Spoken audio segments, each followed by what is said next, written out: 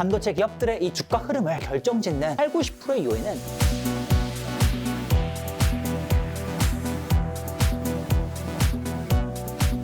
잠깐 이제 중국 말씀을 좀 해주셨는데 중국 얘기를 네. 좀 해볼까요? 앞에서도 중국의 그 4월 수출 데이터가 나왔는데 전년 동기 대비 8% 이상 증가를 했습니다. 미국으로 나가는 수출은 21%나 급감했다고 하는데 그래서 이거를 또 어떻게 해석할 것이냐.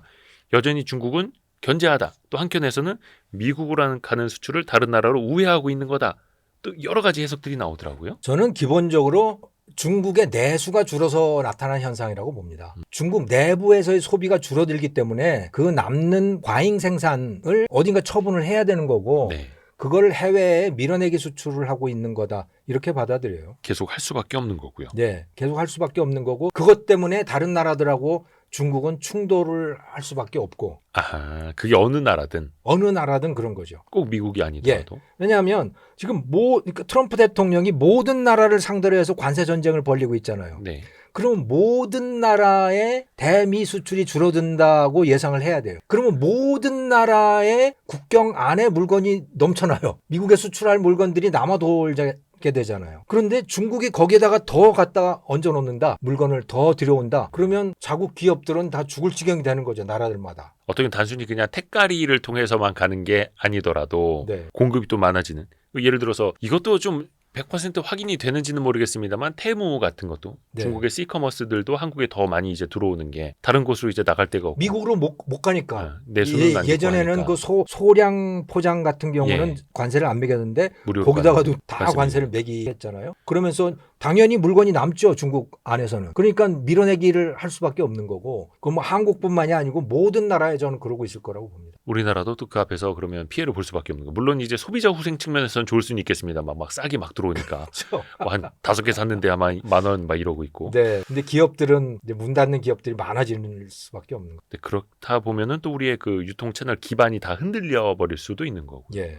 그래서 이제 중국의 내수는 과연 살아나고 있느냐. 물론 이제 데이터들 보면 숫자로는 막 그렇게 나쁘지는 않는다고 하는데 과연 제대로 중국 경기가 회복이 되고 있는 걸까요? 중국 데이터 이제는 믿을 수 없게 돼버린 것 같아요. 중국의 데이터를 믿을 수 없다. 네. 첫 번째는 이 산업의 구조가 네. 중국이 지금 막 발전하는 산업과 인민들의 생활하고는 너무 괴리가 커서 중국의 GDP는 늘어난다. 그 소위 신질 생산력이라고 하는 네. 하이테크 산업에서 생산이 늘어나고 그걸로 인해서 거기에서 이제 GDP 숫자로 그게 다 잡히는 거죠. 하지만 그것과 일반 인민들의 생활하고는 아무 관계 없고 특히 저 농촌 지역에 살고 있는 6억이라고 하는 그 엄청난 그 인구들의 삶하고는 아무 관계도 없는 그런 GDP들이 늘어나고 있는 거다. 아. 그게 하나고 두 번째는 이제 그 사람들이 거리에 잘 돌아다니지도 않잖아요. 그러니까 무슨 생각을 하고 있는지 무슨 활동을 하고 있는지를 공산당도 잘 파악하지 못한다 이제는. 그래서 중국이 만들어내는 데이터들을 믿을 수가 없다. 그런 관찰을 하는 분석가들이 많이 있더라고요. 그러니까 거기서 나오는 숫자 예를 들어 뭐 2025년에 5.몇% 성장이다라고 하면 와 그정 5% 성장이면요 당연히 경기가 좋아야 돼요. 작년보다 올해 5%가 더 좋아진 거여야 되잖아요. 그것도 중국의 사이즈에서 5%라면 그런데 아니에요. 질적으로 느껴지질 않는. 예, 보통 인민들의 생활은 전혀 그렇지 않고 거리에는 노숙자가 늘어나고 뭐 내수는 줄어들고 백화점 경기는 더 나빠지고 이러고 있는 거 아닙니까? 그러니까 한쪽에서는 하이테크는 올라오고 있는데 이게 또 인민들의 삶과는 직결이 되는 거는 또 아니고요. 그렇죠. 그래서 그 숫자를 믿기가 어려워요. 그리고 내수라고 하는 것이 그래서 내수가 살아나기도 어려운 거고 그거는 기본적으로 중국 공산당이 지향하고 있는 중국의 미래인 거죠. 중국몽이라고 하는 거는 미국에 버금하는 또는 미국보다 더 미국을 능가하는 산업들을 만들어내서 미국을 압도하겠다라고 하는 거 아닙니까? 네. 그렇기 위해서 이 소위 신질 생산력이 필요한 거예요. 중국 제조 2025라고 하는 것도 기본적으로 그걸 지향하고 있는 거고. 그런데 거기에 이 최소한 인민의 절반 정도, 최소 6억, 7억, 8억 되는 그 사람들은 거기에 그냥 걸음, 그 수단 그 정도가 돼 있는 거죠. 같이 질적으로 올라오는 게 아니라 네. 신질 생산 능력은 올라오더라도 그건 아주 일부일 뿐이고 그걸 하기 위한 받침대일 뿐인 거죠. 중국몽은 그러면 어떻게 보면 약간 좀 꾸밀 수밖에 없는 말 그대로. 제가 생각할 땐 중국몽은 미국을 압도하는 거라고 봐요. 그래서 언젠가는 세계 최고의 패권 국가가 되는 것. 그게 저는 중국몽의 핵심이라고 봅니다.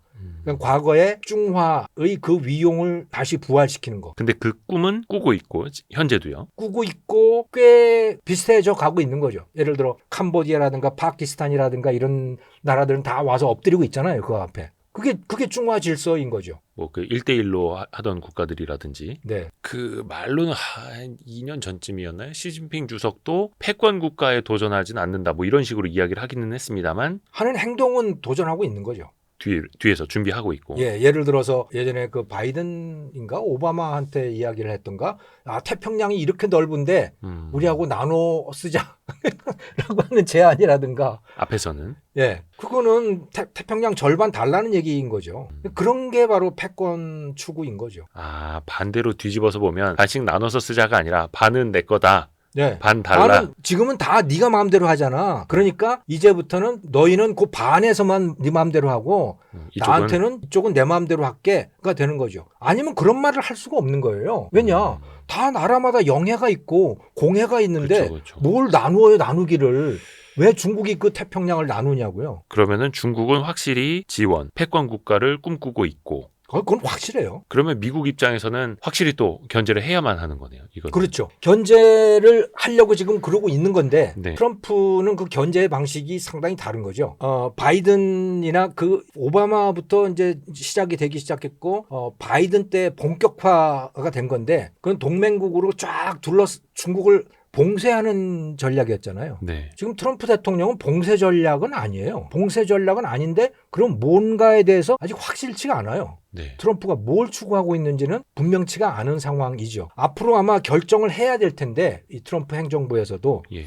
중국이 패권을 추구할 때 본격적으로 지금까지 영역을 넘어서 이 동남아시아라든가 서아시아라든가 이쪽을 넘어서 동북아시아로 본격적으로 진출을 할 때 네네네. 그래서 대만 점령 이건 지금 이미 그 시도를 하고 있는 것이고 그다음에 일본의 류큐 열도, 한반도, 남중국해도 이미 상당 부분 손에 넣어온 상태이죠. 필리핀, 인도네시아, 베트남 이쪽을 자기의 세력권으로 삼으려고 할 때 자기가 거기에 헤즈몬 그러니까 자기가 패권국이 되려고 할 때 미국이 과연 트럼프 행정부가 과연 그걸 못하게 막을 것이냐? 그쯤 되면 너무 늦는 거 아닙니까? 지금 어쨌든 그렇게 돼가고 있는 거죠. 그 이제 트럼프 대통령 앞에서도 뭐 비즈니스맨적으로 이렇게 하고 있다 이야기해 주셨는데 또 간혹 한 번씩은 시진핑은 내 친구다 사이가 네. 좋다 뭐 이런 이야기 하고 있고 그러니까 확실히 바이든 행정부 때나 오바마 때 이렇게 지원 G2 사이에 견제를 하던 거랑은 좀 결이 좀 다르기는 합니다. 근데 저는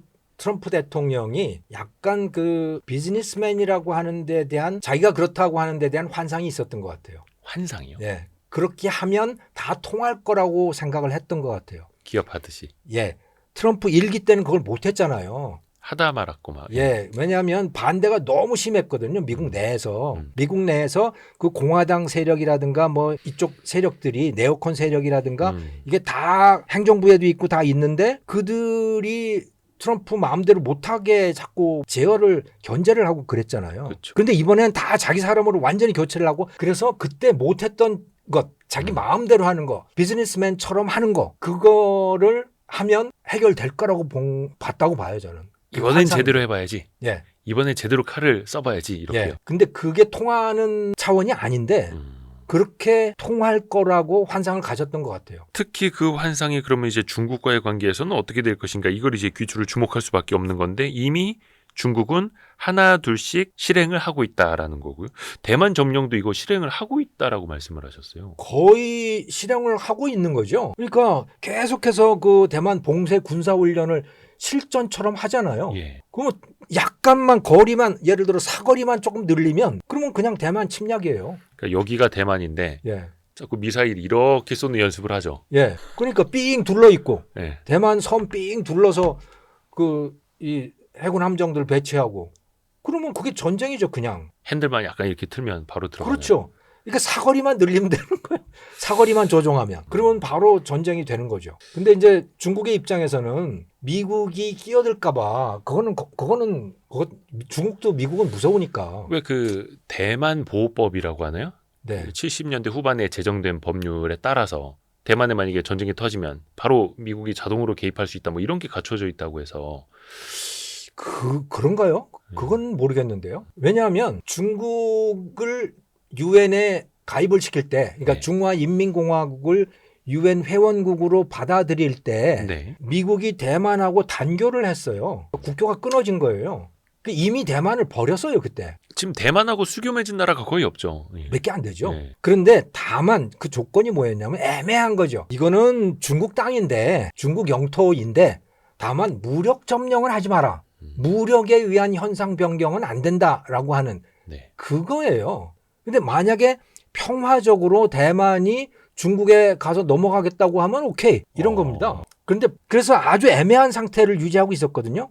근데 바이든 때에는 입장을 분명히 했죠. 중국이 대만을 공격하면 미국이 개입하겠다라고 바이든 때는 그 입장을 분명히 했어요. 그럼 이제 중국 입장에서도 사실은 뭐 손자병법 봐도 싸우지 않고 이기는 게 최고 아닙니까? 그렇죠. 그래서 지난번에 대만 총통 선거 때도 막 개입하려고 하고 뭐 막 이렇게 했습니다마는 홍콩처럼 하고 싶은 거죠. 중국 입장. 근데 그게 잘 또 안 되는 거고요. 대만인들은 거기에 엄청나게 반대를 하는 거고 홍콩은 군대가 없었지만 네. 대만은 스스로 자기 군대가 있잖아요. 그러니까 대만 점령을 하려면 대만인들하고 전쟁을 할 수밖에 없어요. 중국의 입장에서. 근데 그렇게 되면 이게 유엔 헌장을 위반한 거여서 왜냐하면 무력에 의한 현상 변경. 네. 그래서 미군이 개입할 수가 있는 거예요. 또 유엔군이 개입할 수가 있는 거예요. 아, 유엔군까지. 네. 근데 그럴 가능성이 그러니까 바이든은 분명히 개입하겠다고 얘기했던 건데 네. 트럼프 대통령은 얘기 안 하고 있는 거죠. 거기에 대해서. 그러게요. 특별한 그런 이야기는 들어본 말을 게 안 없는 하고 것 있습니다. 같아요. 예. 그리고 너희들 돈 좀 많이 내.